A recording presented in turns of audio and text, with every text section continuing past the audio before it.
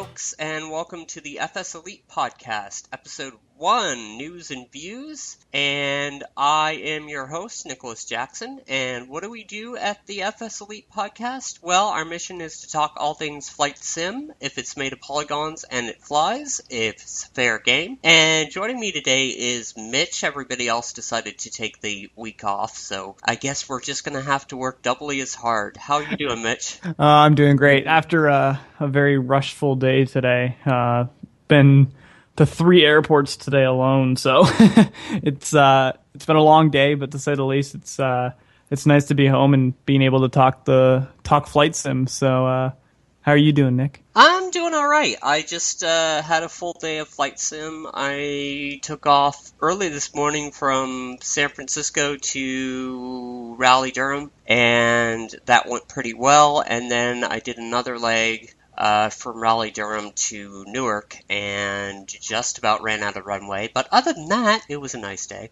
That's good. I went so far as to roll into the displaced threshold, so that wasn't necessarily good. But we got it stopped before the payment ended. So something's going on with your school? You're being asked to speak or something like that? Yeah, so actually, there's a few things. So I'm actually wrapping up what would have been my last semester, but with some course discrepancies, I have one more course to take, and it's not offered till next fall, when it was supposed to be offered this fall. So, but in the meantime, I've been asked by our one of the college representatives to speak on behalf of the students that are currently enrolled or future students that will be enrolled to introductory meetings for the program. So it's a real big step, and I cannot wait to be able to share my experience in the program to potentially future pilots that will be flying around over our heads one day. So it's really cool to say the least. Very cool. It sucks you have to wait 9 months for the class, but I've had to do that before. It goes with colleges sometimes. Yeah, it's just a little discrepancy, and the good thing about it is I actually have all the requirements or all the required classes I need to write Transport Canada required exams for the private, the commercial, and the instrument. So in the end, I have the classes I need. This one class is just so I can get my certificate from the college. And in the meantime, throughout the winter, going into the spring and the summer, and then leading into the fall, I'll be able to do just flying. I don't have to worry about any ground-related stuff anymore. So it's really nice to be able to think about that and think forward now. Cool. So does that mean that you can take all your written tests at this point? Yeah, so what it allows me to do is I'm allowed, or with this college program I'm in, it certifies me as a student, and when I get my recommend from my school, to write the private written test, the commercial written test, and the instrument test as well, which we call the INRAT here in Canada. And after all that, I'm pretty much a certified commercial pilot with an instrument rating, so... Very cool. Very, very cool. And what's your goal eventually for flying? I actually, to be completely honest with you, I actually had a really, really close mentor last week during a sit-down session. He actually said to me, where do you want to go? And he asked that exact same question you just did. And I pretty much said to him, airlines. But he said, I'm going to put a couple scenarios in your head and kind of explain 2 things to you. And the first thing was, airlines are great and all, but how about corporate? Think corporate. You get to meet more interesting people. You don't have to worry about as much people. You get to go to places that potentially airlines don't go. And with an airline, it's all based on seniority. So you could be stuck flying the exact same leg every single month because somebody else is taking all the good legs up. With corporate, they could say you're going to New Orleans one day, and then the next day you could be in Keflavik. You never know. That's true. When hearing a mentor say that, it was really interesting and really put a thought. So ultimate goal, I just want to be a commercial pilot, and whatever job I land, that's the starting point, and it will lead to where destiny will take me. As cheesy and corny that sounds, it's true. Well, there you go. You're young and bright, and you still got your hopes and dreams. So congratulations for that, because thanks. I'm less young, and my hopes and dreams have since gone by the wayside. But, you know, you do what you can. So let's get to some flight sim news here, shall we? I've seen that EagleSoft has produced a couple internal models for the C605. Have you seen that? this is a big anticipated launch, and the reason for that is when we see the business jet market that is offered for flight simulation, it's very, very niche right now. We have a couple Coronados, and that's pretty much it. There's a couple other companies out there that have released a few, but with EagleSoft coming into this is a big push, and with those screenshots they released, it really shows that they are putting a lot of effort into the 605, and being a Bombardier aircraft and being a derivative of the CRJs, it's a really, really great aircraft to target a market like it is in flight sim right now. So for the business side of it, really good. For the flight simmers, hopefully they nail it right on the dot. Yeah, well, I notice I haven't flown any of EagleSoft's biz jets, to be completely honest, but I noticed that the EagleSoft Columbia 400 and the EagleSoft SR20 and SR22, even though those are all a little bit dated, they're still very good aircraft. So I would expect a pretty decent aircraft from EagleSoft on this one. Oh yeah, they've done amazing work in the past, especially on the 04 platform. It really shows that they were able to take what was offered at the time and being able to turn it into something really, really good. So even though they've been kind of dormant for the past few years, this could be something that really gets their name put back out there again. So yeah, and it might be neat to talk to them at some point. So oh, exactly. And if you're going into corporate aviation, it's good to practice with the biz jets, even though obviously flight sim is very, very different. But still, practice is practice from an IFR perspective anyway, a procedures perspective. Exactly. Cool.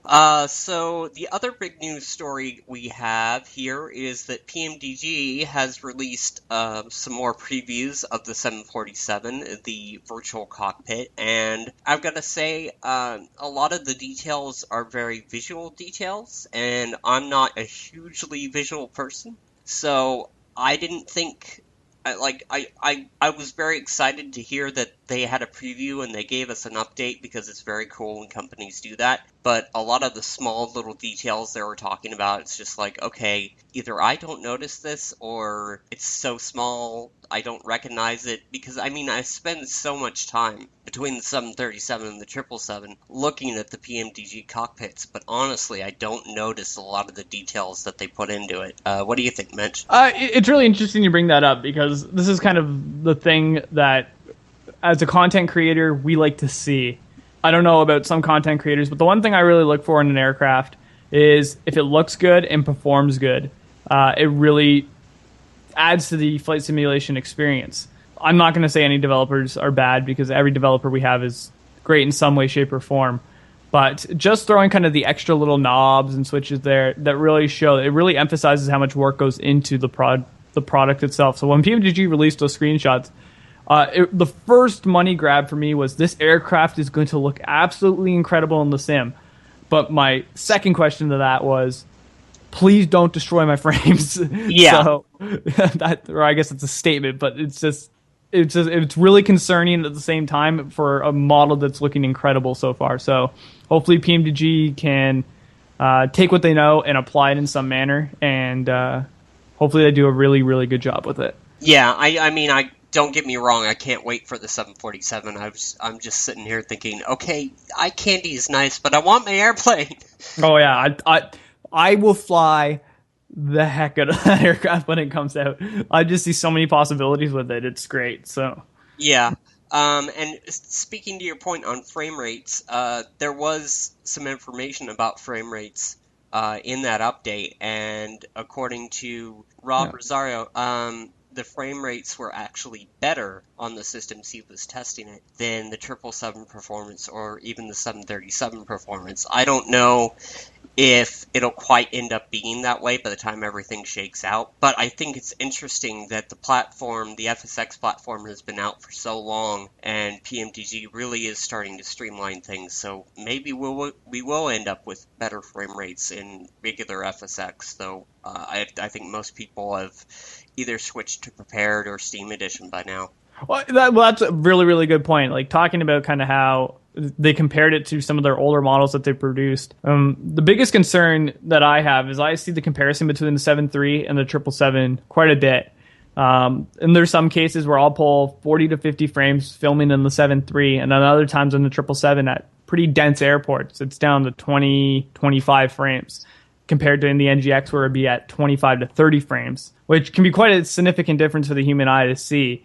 So when it comes to the aspect of that, they're saying it's already performing better than their two previous models.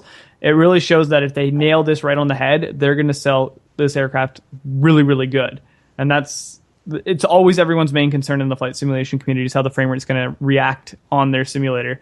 So if they get this right, they're going to have one heck of a product.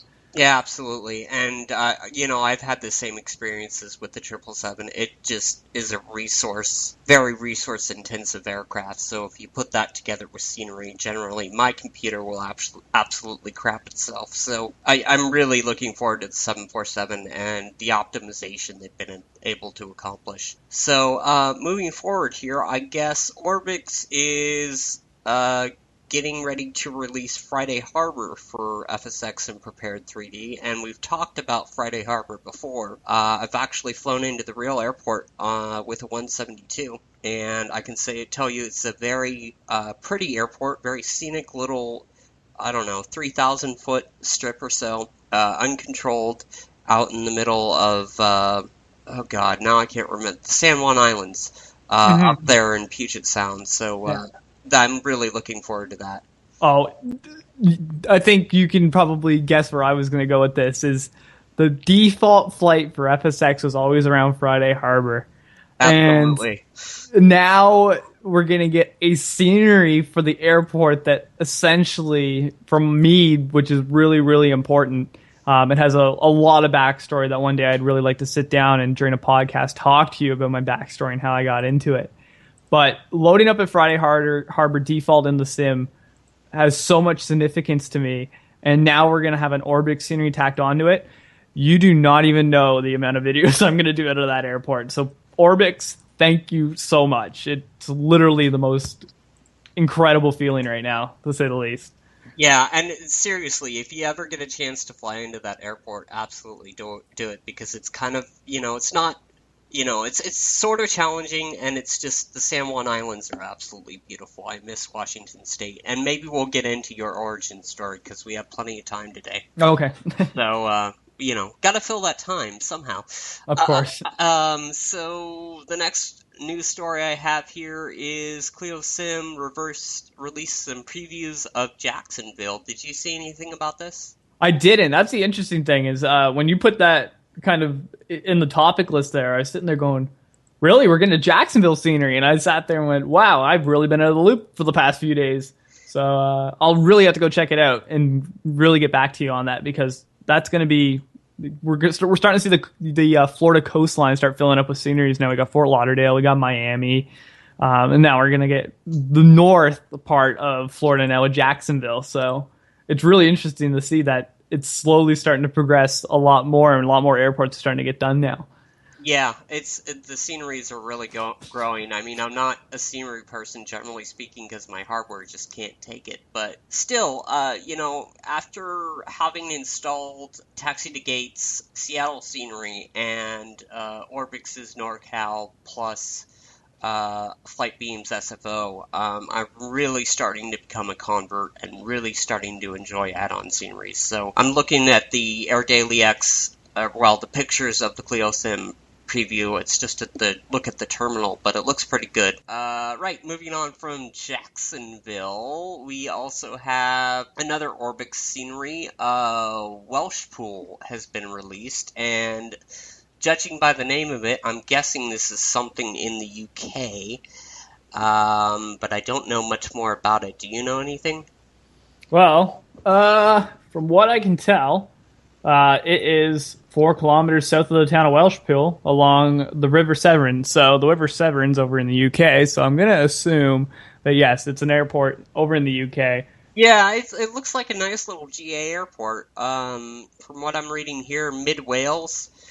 And it's home to an air ambulance service as well as an annual air show.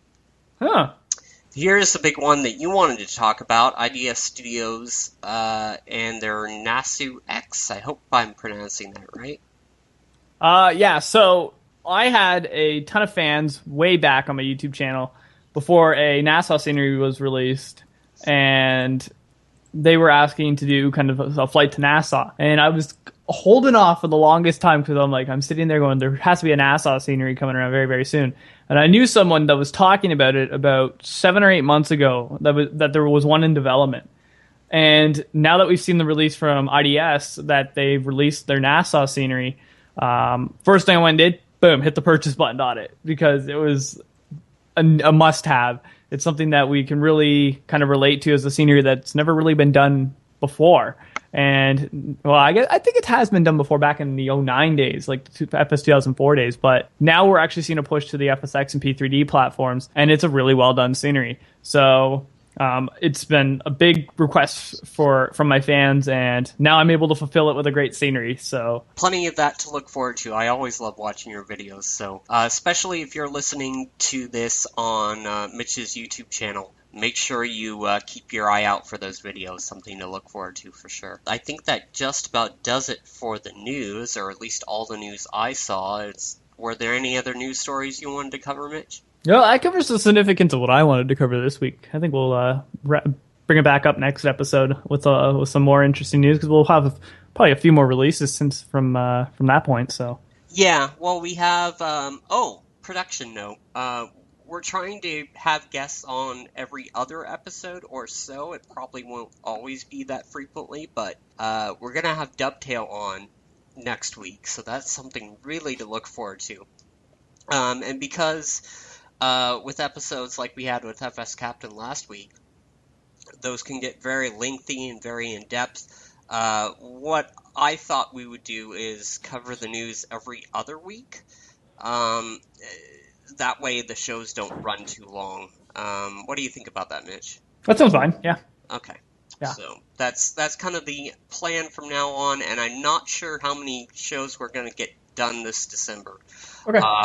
Maybe 3 or 4, it depends. I know we're at least doing 3 and maybe a Christmas show. Okay. So that's kind of the plan right now, but Mitch is going to do 24-hour snow removal, so he may be on and off, and I know everybody else has holiday plans. So we'll do the best we can through the month of December, and hopefully January will be more normal because we won't have holidays to worry about. So, Mitch, you mentioned your origin story in Friday Harbor earlier. Why don't we get back to that? So the foundation of who I am and what I've become today as an individual is a very lengthy story, but I'll give you kind of the short version just to save on a little bit of time here. But the foundations of how I really fell into aviation was the FSX commercial and kind of the flying around Friday Harbor we got to see. And when you loaded up the sim for the first time, and everyone always hit fly now the first time they've ever loaded up FSX, and it took you to Friday Harbor, and you really got to kind of indulge, like, I'm flying a plane on my computer. This is incredible. Oh my God, life is awesome. And that ultimately led to me getting my first joystick, which I actually still have to this day. Logitech Attack 3, still have it to this day. And just it all progressed from there. And there's a lot of credit I have to give to flight simulation. And Microsoft in particular, because they were the ones that sold a video game, which it is because it's got a game rating on it. Sold a video game. It attracted a lot of attention to it, and I fell in love with it, and it gave me the aviation bug. And now I jump forward almost 10 years since it's been released, and I see myself potentially being in an aviation career in hopefully 2 years' time. And there's been bumps along the way, but there's always been kind of that those things that you do in aviation to kind of get yourself recognized. I've done Young Eagles. I've done Flights for Girls here in Ontario. There's an event they do every year to get women interested in flying, just to kind of give back to what the flight simulation community has given me and the real aviation community, which is the Young Eagles program, as well as what Microsoft gave, which was kind of the aviation bug to me. So I really think that's why it led to the development of my YouTube channel and being able to help people out with their flight simulation problems and flight simulation development as well. So it's really cool to be able to kind of share that. The story goes a lot more in depth. If there's ever a day where we're going to do a long, 2-hour one, I'd give you the whole backstory because there's so many different avenues that I could go down. But let's just say if you really, really, really want to get into aviation, what you need to do is be a very, very respectful individual, and be able to respect the people that you meet and the people that you talk to, because people can hand you out money to go and do flight training and stuff like that. But really in the end, and I had an airport manager say this to me, it's all about the people that you know. And they're going to be the ones that help you solidify the career that you want to have. And you build that up by building the connections and building the respect and their respect. So that's really the best advice I can give to anyone, is always respect every individual and always walk in there with a smile. So absolutely. And, let's take a step back. So you really credit FSX and that commercial and flying out of Friday Harbor with your aviation bug? That was the way you got your bug? Oh yeah, it's exactly what I was listening to. The FSX theme and just flying around in the sim was what really led to the initial bug. And then after getting onto the sim for a couple of years, my dad found the Young Eagles program, and I went for my first 20-minute flight in a Cessna 150 back in July 2007. And from that point forward, the rest is pretty much history. So I credit FSX and Young Eagles for continuing the bugs that I have today, both the flight simulation and the real aviation bug. Yeah, it's interesting. For me, Flight Sim didn't give me the bug. I got a ride in a GA aircraft first, and that gave me the bug. And then, I had to satisfy the bug somehow, so that was how I ended up in Flight Sim all those eons ago. I think I started with Sierra Pro 99, and then started with FS 98, and then progressively after that. But I don't know. It's real interesting because as I was a teenager and growing up, I never really considered aviation as a career possibility. And it's probably a good thing that I didn't, because it turns out I can't get a medical. But, it was just a hobby for me and a fun hobby. And I didn't really start to learn, how FMCs work, how instrument procedures work, how all that stuff worked until, 2004, which was probably mid-college for me. It's really been a very important part of my life. Definitely wouldn't be the person I am today if it weren't for FSX. If it weren't for Flight Sim, certainly. So really, all the credit in the world to the ACES team and to PMDG and, to VATSIM and all those organizations, because it really has made a huge difference in my life, even though I'm not a professional pilot. And, going back to what you were saying about networking and the people when I was younger, I didn't really know what networking was about. So I was studying game development, and I screwed up my relationships in that field very quickly. And it's a small environment, so it's a bad thing when you do that. But somehow, through going to Sun and Fun several years ago, and just through being an aviation nutbag, I have been able to make an incredible amount of contacts in the aviation world. And even though I am not a student pilot, really, I don't have a private pilot's license. I probably will never have one. Despite all that, I still am very well connected in the aviation industry, and I think that's absolutely amazing. And that actually says a lot for Flight Sim and what being a serious simmer can do for you. Oh yeah, completely. So, anything else we want to kind of talk about? I know we've been having a lot of internet problems this week, so it might be better if we kind of move on, but I can't really think of anything else. Can you? No, I think we summed it all up. We kind of got all the information we needed to get in. I really can't wait till next week's episode. It's going to be a very interesting sit-down, to say the least. Yeah, what are your most anticipated questions that you want to ask for Dovetail? Oh, man.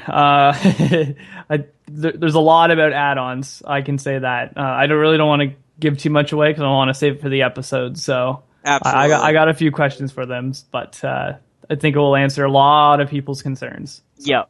Yeah, well, they told me already that they can't talk about the new sim, so we're going to have to very lightly step around that, but I'm sure there's plenty of other things that they will be more than happy to talk about.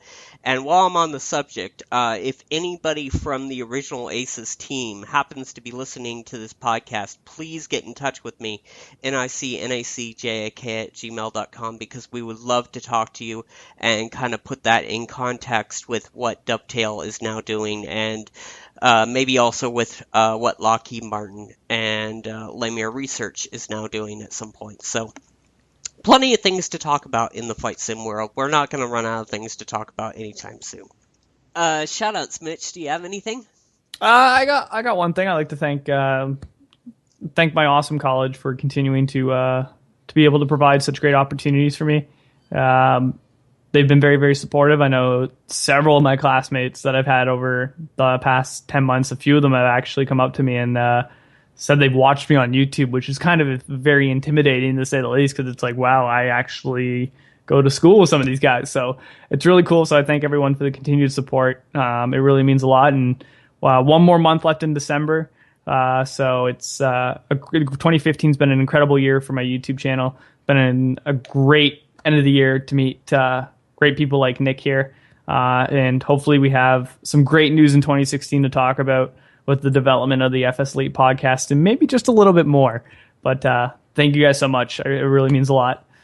Yeah, it does mean a lot. I mean, I've been wanting to start a podcast like this forever, and it's taken me, it took just the right series of events to take place. But now that it has, as long as we can consistently keep dragging Dimitri and Jordan onto the show, even if they are kicking and screaming, I think we've got a good team going, and I really think we can look forward to a lot in the future. And I'm very humbled by the thought that, FS Break was one of my favorite podcasts back in the day. And if we can get even a quarter of the success that they had, I would be a very happy producer. So definitely very excited about where we're going. My shout out today is for PMDG for two reasons. One, I really want the 747 to be a kick-ass airplane, and I really want it soon. I don't think it's going to be under my Christmas tree, but I'm really looking forward to it. I know they do great work, and really just a big shout out to the team, because I fly the 737 and the 777 almost exclusively, and really, of all the advanced flying I've done, PMDG taught me how to do it. I learned how to do procedural flying and jet flying, all thanks to PMDG. So big shout out to those guys. Any final thoughts, Mitch, before we get out of here? No, I think we covered it all tonight. So Cool. Well, I just want to remind you that this is a community effort. FSelite does run this podcast, and we'll eventually have a website for you, and we've got plenty more coming up for you, YouTube videos through Mitch's channel, and a variety of other things coming up. So don't go anywhere. And remember, you can find us on iTunes. Just search for FSelite, FSELITE, and you can find us. It still says Unicom in the picture, but we're working on fixing that. And music is from Attica Attica. You can find them at bandcamp.com/Attica Attica. Until next time, stay safe, stay sane, happy landings. Bye. Sorry. You're making fun of my music? It's great music. I love it. Oh, good.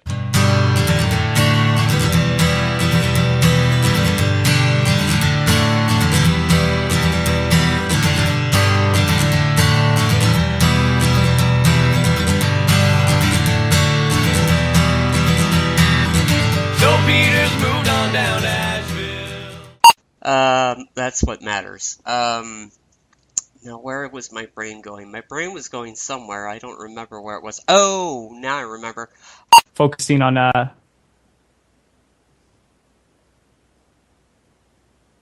You still there? I don't think you're there anymore.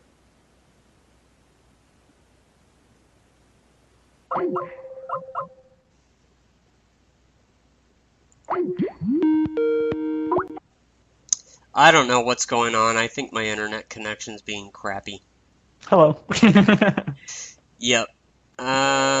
So About college. yes, about Yeah, college. just ask me the question again. I don't. Oh. So something's going on with your school, and you're being honored or something. You're asked to speak. Oh, dang it! I think my internet's screwed up.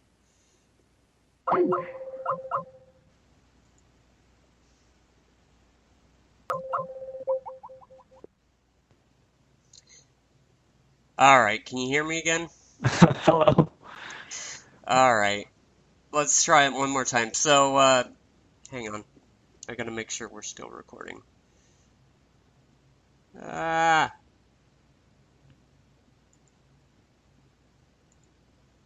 Open dashboard. Recording. Okay. Did I lose you again?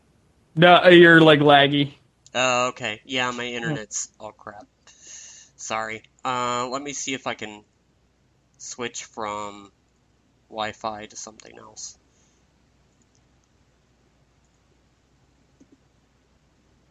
Oh, dang it. I was having absolutely no internet problems for the longest time, and then when we want to do a podcast, it just Pan. yeah, decides it doesn't want to work. All right, is that any better? Yeah, it's fine for now. I'll let you know if Okay. it goes down again. Okay. And obviously, if I don't hear you, then it's gone down completely. What's his name? Rosario?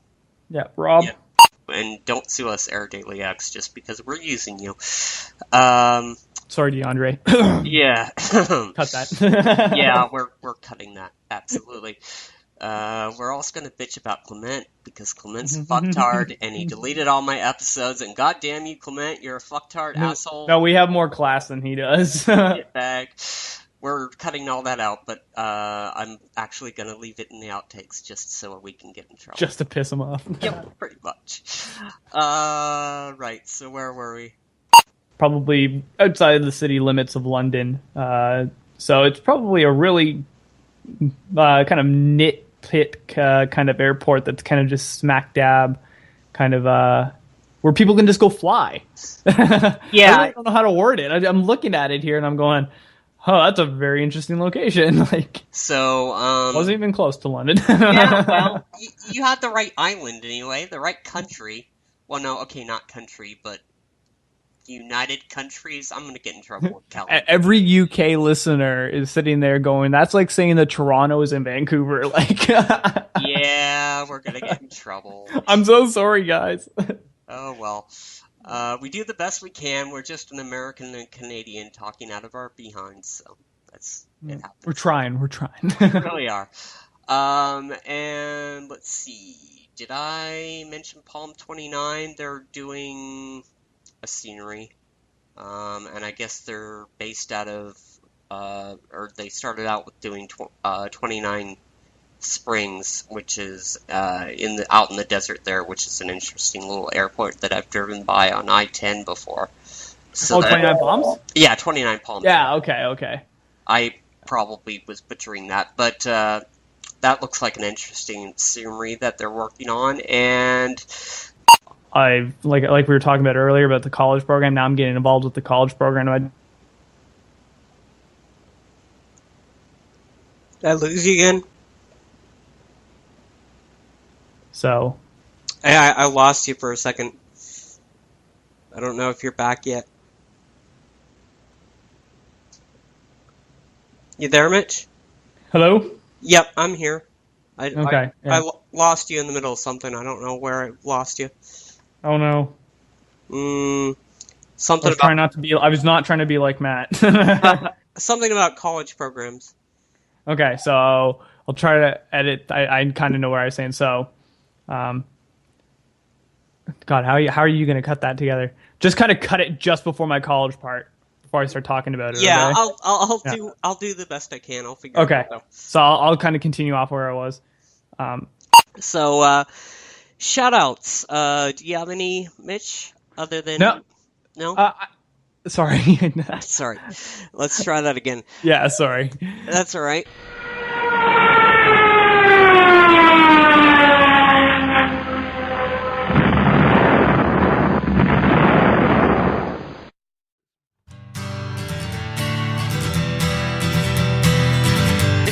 listening to the FSLE podcast, please click the subscribe button below for more, or just click one of the links above to listen to one of the other podcasts.